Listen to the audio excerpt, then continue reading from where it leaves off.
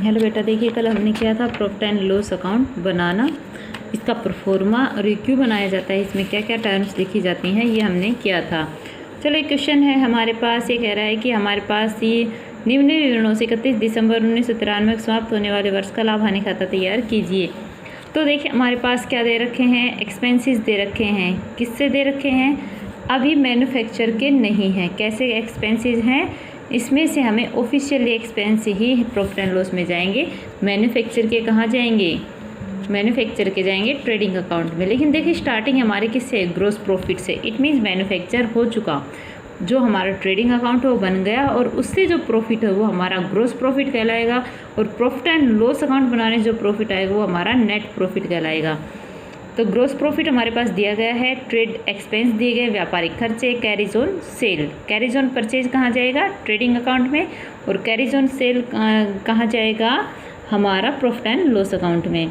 Office salary, postage and telegram, office rent, legal charge, audit fees, donation, sundry expenses, salary expenses, discount allowed, light, commission receive, bad debts, discount, credit it means मिलना, interest on loan, stable expenses, export duty, miscellaneous receipts and unproductive expenses, travelling expenses. क्या आपको इसमें कोई भी trading account की term मिली? It means manufacture से related कोई भी टर्म है? नहीं। इट मीन्स सारी की सारी टर्म किसकी हैं? प्रॉफिट एंड लॉस अकाउंट की। और प्रॉफिट एंड लॉस अकाउंट हमारा कैसा अकाउंट होता है? नॉमिनल अकाउंट, जिसमें क्या होता है? All expenses are debit and all incomes are credit. तो क्रेडिट साइड में सबसे पहले हम लिखेंगे ग्रॉस प्रॉफिट, लिख दिया। उसके बाद क्या है? एक्सपेंस हमारे trade expense, carries on sale, office salary, postage, office rent, legal charge, audit fees, donation, sundry expense, selling expense, discount allowed, lighting, bad debts and interest on loan. All क्या है हमारे? एक्सपेंसेस। और क्या है हमारे expenses? Stable expenses, export duty, unproductive expenses, travelling expense. ये सारे के सारे हमारे क्या हैं? एक्सपेंसेस।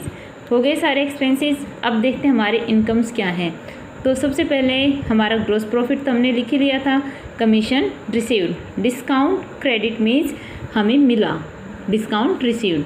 और डिस्काउंट डेबिट मीन्स हमने दिया, इट मीन्स खर्चा। तो डिस्काउंट क्रेडिट था, हमारी इनकम है। मिसलेनियस रिसिप्ट्स, ऑलरेडी रिसिप्ट्स बता रखा, इट मीन्स हमारी रिसिप्ट से इनकम है। अब हमने देखा तो हमारे क्रेडिट साइड हमारे डेबिट साइड से बड़ी है। कितनी बड़ी है? 1,50,160। इट मीन्स अगर हमारी क्रेडिट साइड बड़ी होती है तो हमारा प्रॉफिट है, और अगर हमारी डेबिट साइड बड़ी होती है तो हमारा लॉस है। लेकिन हमारे यहाँ पे क्रेडिट साइड बड़ी है, इसलिए हमारा क्या हो गया? डेबिट। और यहाँ हम बैलेंस लिखेंगे to net profit transfer to capital account. ठीक है, दोनों बैलेंस क्या हो गए? बराबर। तो ये तो था आपका प्रॉफिट एंड लॉस अकाउंट। ठीक है, तो हमारे पास जो फाइनल अकाउंट्स होते हैं वो 3 होते हैं। कौन कौन से? हमारा ट्रेडिंग अकाउंट, हमारा profit and loss account and last balance sheet.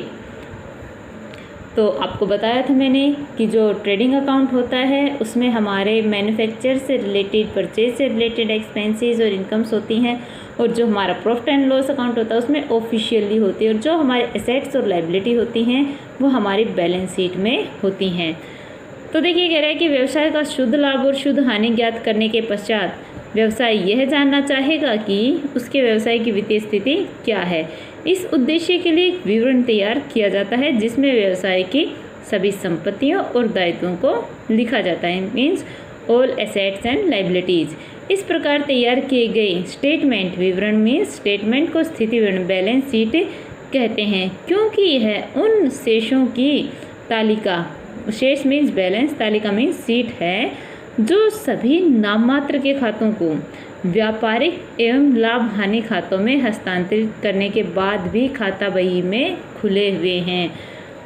खाता बही के व्यक्तिगत और वास्तविक खातों को, जो हमारे लेजर्स हैं, उनके पर्सनल एंड रियल अकाउंट्स को एसेट्स और लायबिलिटी में बांटकर बैलेंस शीट में लिखा जाता है। लायबिलिटी को बैलेंस शीट में बाएं तरफ और एसेट्स को दाएं तरफ लिखा जाता है। बायां ये, दायां ये। ठीक है, डेफिनेशन क्या है?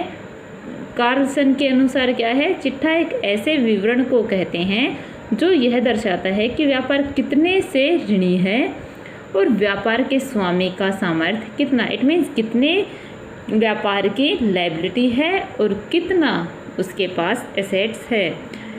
ए पामर के अनुसार क्या है कि चिट्ठा एक ऐसा विवरण है जो एक दी गई तारीख को एक और व्यापारी की संपत्तियों एवं अधिकार और दूसरी ओर व्यापारी के दायित्वों को दर्शाता है।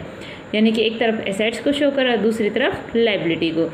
जे.आर. बोटलीबाई के अनुसार क्या है, स्थिति विवरण एक ऐसा विवरण है जो किसी विशेष तिथि को किसी व्यापार की आर्थिक स्थिति के लिए बनाया जाता है। तो बेटा ये आपका क्वेश्चन था और ये है बैलेंस शीट की डेफिनेशन।